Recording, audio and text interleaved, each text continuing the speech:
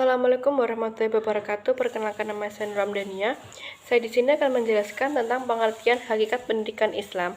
Secara umum, konsep pendidikan Islam mengacu pada makna asal kata yang membentuk kata pendidikan yang berhubungan dengan ajaran Islam.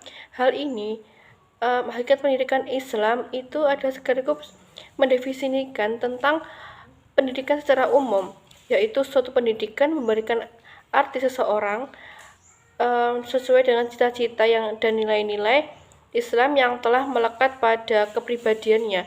Ada 3 istilah yang digunakan dalam pendidikan Islam, yaitu tarbiyah, tadib, dan taklim.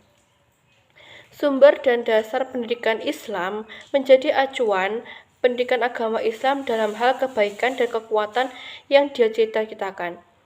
Pada dasarnya, tujuan hakikat Islam adalah menjadikan pribadi diri manusia sebagai pribadi yang benar sesuai ajaran Islam yang bertakwa dan berakhlak luhur.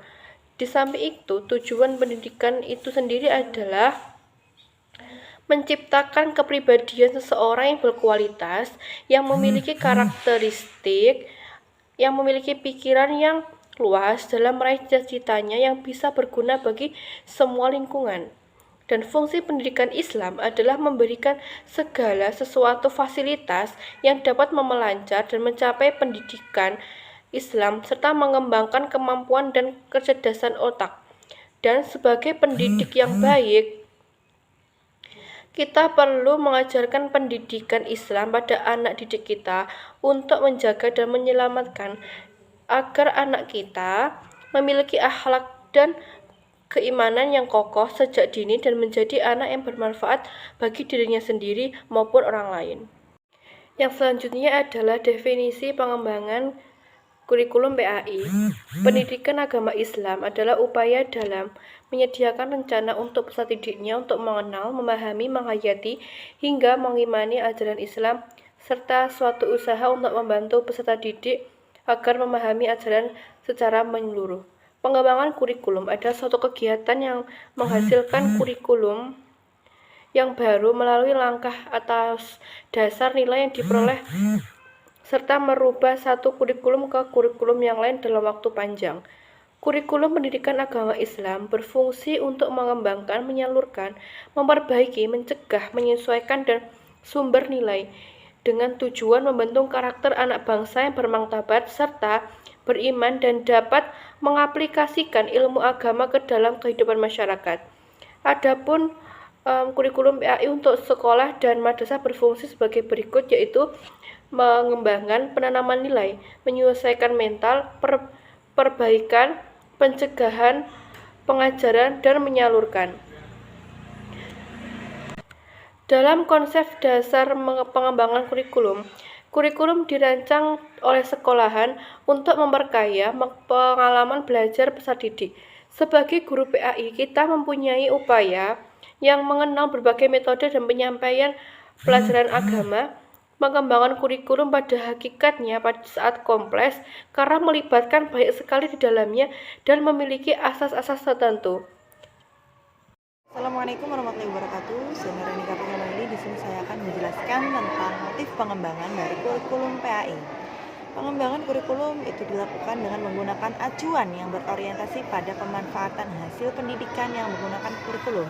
Menurut beberapa ahli seperti Muhammad Ali, yaitu berpendapat bahwa ada beberapa aspek yang digunakan untuk menjadi tolak ukur dalam pemilihan acuan, yaitu pertama, arah kurikulum yang mengacu pada sesuatu yang diyakini kebenarannya oleh masyarakat. Yang kedua, ada pengalaman belajar yang diharapkan dapat diperoleh siswa melalui kegiatan pendidikan. Nah, yang ketiga, materi menjadi isi kurikulum sesuai dengan perkembangan dalam ilmu dan teknologi. Yang keempat, ada proses belajar mengajar.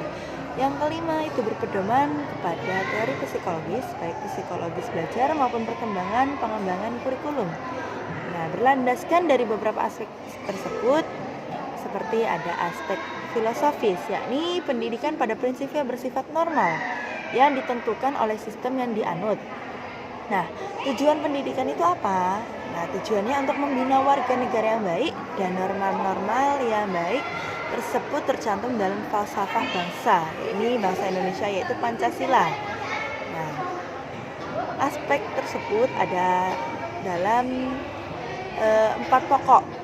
Yang pertama idealisme, yang kedua realisme, yang ketiga pragmatisme, dan yang keempat eksistensialisme.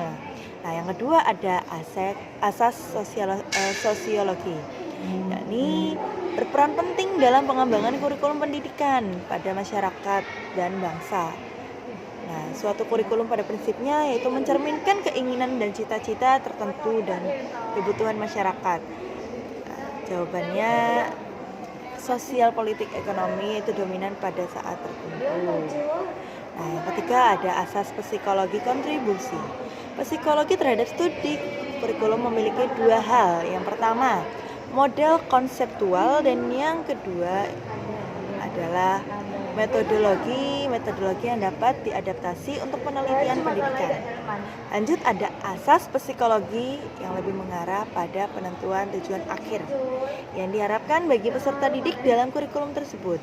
Ya, sementara pengetahuan psikologi akan membantu para pengembang kurikulum agar realistis dalam memilih tujuan, tapi tidak akan menentukan tujuan apa yang seharusnya dituju tersebut. Nah, lanjut ada asas organisatoris pendekatan. Organisasi bahan pelajaran yang dipilih dengan serasi, tujuan dan sasaran kurikulum pada dasarnya disusun dari yang sederhana kepada yang kompleks, dari yang konkret kepada yang abstrak, dan dari ranah domain tingkat yang rendah kepada yang lebih tinggi, kognitif, efektif maupun psikomotor.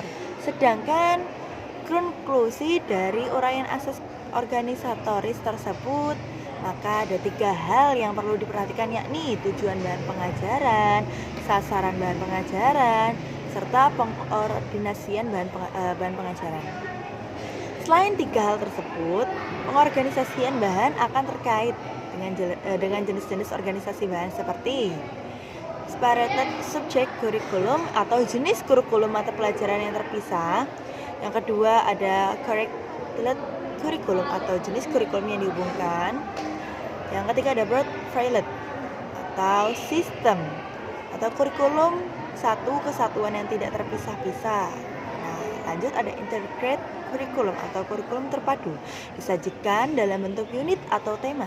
Pembahasan dengan pendekatan problem solving yang lintas mata pelajaran dan arah tujuan pengembangan kurikulum menjadi bagian selanjutnya, yaitu tujuannya untuk umum dan untuk khusus ada 2 ya. Yang tujuan untuk khususnya itu bisa diklasifikasi menjadi 4 bagian. Yang pertama ada TPN, yaitu tujuan pendidikan nasional.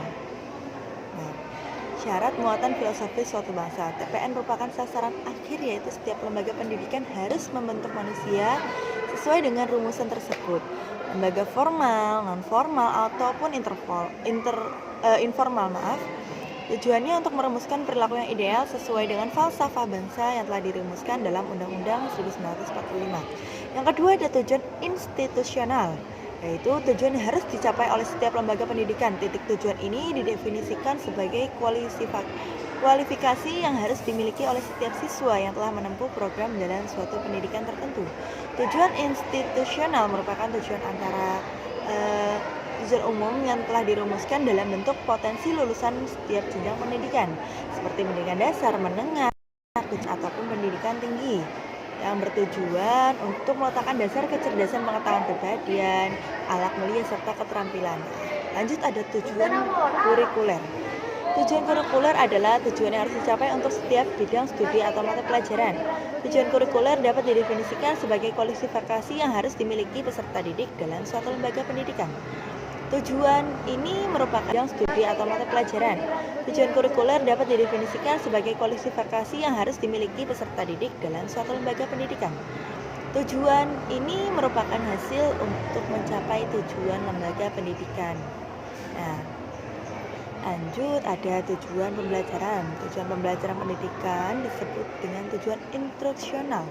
Itu merupakan tujuan yang paling khusus. Tujuan pembelajaran atau keterampilan diharapkan dapat dimiliki oleh siswa setelah mereka melakukan proses pembelajaran tertentu. Untuk tujuan kurikulum PAI sendiri, ada 4. Tujuan pendidikan jasmani yang pertama, tujuan pendidikan rohani yang kedua, tujuan akal yang ketiga, dan yang tujuan sosial menepati tujuan yang terakhir. Demikian yang dapat saya sampaikan, akan dilanjutkan oleh rekan dari kelompok saya. Terima kasih. Assalamualaikum warahmatullahi wabarakatuh. Perkenalkan, nama saya Raffi Lingga Priyatama. Saya di sini merupakan salah satu anggota dari kelompok 2 yang membahas mengenai konsep dasar pengembangan kurikulum PAI.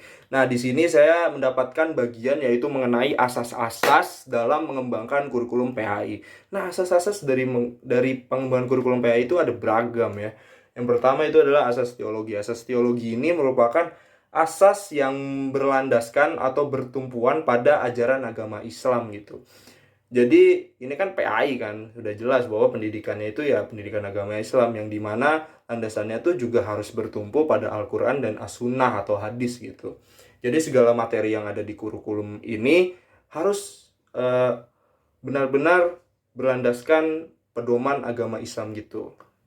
Oke, yang kedua adalah asas filosofis. Asas filosofis ini merupakan asas yang berguna dalam menentukan tujuan dari kurikulum PAI itu. Jadi asas ini kan seperti yang kita ketahui bahwa filosofis itu sebuah induk dari ilmu pengetahuan gitu mengenai asal usulnya, penyebabnya tuh bagaimana terjadinya gitu. Jadi harus tahulah gimana nantinya tujuan kurikulum PAI itu mau dibawa kemana gitu. Nah, kemudian yang ketiga adalah asas psikologis. Asas psikologis ini merupakan asas yang berkaitan dengan pribadi atau psikis peserta didik gitu. Jadi harus tahu gitu, kurikulum ini harus benar-benar bisa membuat tingkah laku peserta didik itu agar bagus gitu. Dan materinya juga harus disesuaikan dengan tingkah laku si peserta didik gitu. Kemudian yang keempat yaitu asas sosial budaya. Asas sosial budaya ini berkaitan erat dengan hubungan sosial dan budaya yang ada di masyarakat. Jadi dalam mengembangkan kurikulum itu harus betul-betul relevan lah gitu dengan kondisi sosial dan budaya masyarakat. Harus disesuaikan gitu agar peserta didik nantinya bisa mengimplementasikan materi yang sudah dijelaskan itu ke dalam kehidupan masyarakat gitu. Mungkin dalam toleransinya, gotong royong dan sebagainya. Dan juga karena ini kurikulum PAI, maka agar peserta didik tuh bisa mengimplementasikan juga ajaran agamanya gitu dalam kehidupan sehari-hari gitu dengan lebih baik lah. Kemudian yang kelima adalah asas ilmu pengetahuan dan teknologi. Seperti yang kita ketahui bahwa ilmu pengetahuan dan teknologi ini selalu berkembang sangat cepat gitu. Jadi dalam pengembangan kurikulum tuh harus betul-betul memahaminya gitu.